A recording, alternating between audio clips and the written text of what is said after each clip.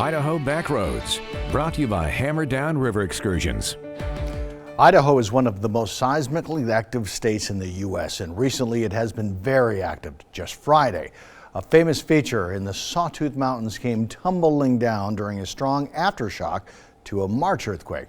And as Steve Liebenthal shows us in tonight's Idaho Backroads, some lucky hikers escaped almost certain death and caught the amazing event on video. Washington resident Scott Forsyth was on his first ever backpacking trip.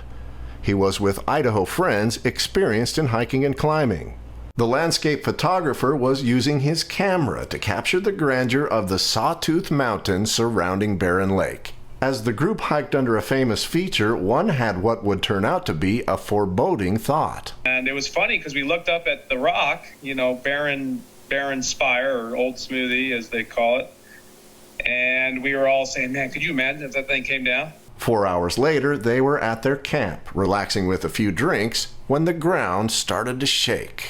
It felt like a Boeing 747 was flying overhead. I mean, to be honest, it really felt like a jet plane was flying overhead. The earth started to rumble a little bit, and I heard yelling. It was an aftershock from a March 31st earthquake that measured 6.5 on the Richter scale. The same quake that caused a massive beach to disappear under the water of Stanley Lake. But that jet-like sound was just the first thing the hikers heard. They listened and watched as a famous rock called Barren Spire toppled from its perch.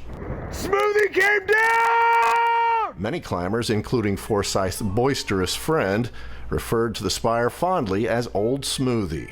Remember, the group had been in that very spot where boulders were now pounding the landscape just 4 hours earlier. I think I said, wow, we would have died. We were just there. We would have died. As we were coming down, we would have been dead.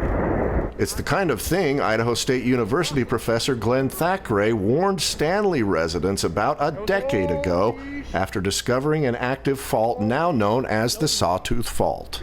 But Thackeray says the fault that is now shaking the Sawtooths is a different one, part of a series of faults called the Trans-Challis Fault System. He says the recent series of quakes from Reno through Utah and in central Idaho are unconnected. The earthquake down in the western side of the Salt Lake Valley that occurred roughly 2 weeks before the Stanley earthquake, we wouldn't link those two together as anything but a coincidence in time. Dude, I felt it under my feet. I jumped up and I started recording. Idaho is fifth in the nation for seismic activity, and Thackeray says the pattern of a major seismic event every few decades is likely to continue. Hepkin Lake, Bora Peak, the faults, the earthquakes this year, they tend to be longer-term hazards, and the best we can do is be prepared for an event like that, and then go about our daily business. That makes Forsyth think twice about more hiking in the Sawtooth. Hey, probably better shouldn't climb tomorrow. But ultimately, he says, it's worth the risk. Oh, I'll do it again.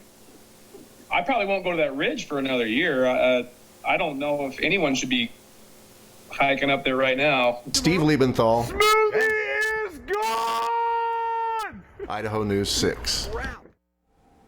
Amazing video. So will the Stanley Fault Line create another large rock slide?